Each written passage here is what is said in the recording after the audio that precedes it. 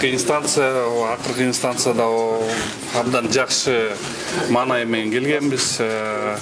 Биз бүт далилдеп бердик. Биринчи инстанция, биринчи май райондук соту, анан Бишкек шаардык соту туура эмес чыгарганын бүт аныктап берсек, жогорку сот өзүнүн немесинде калтырды.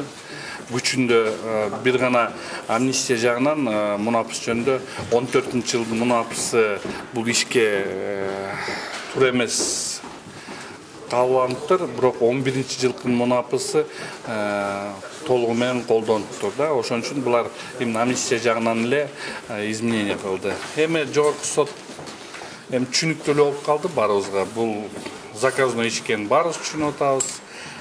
Жогорку сот дагы өзүнүн оценкасын бере алган жок. Булар мындайча орустар айткан доказали, что они все-таки подконтрольны Белому дому. Ошол.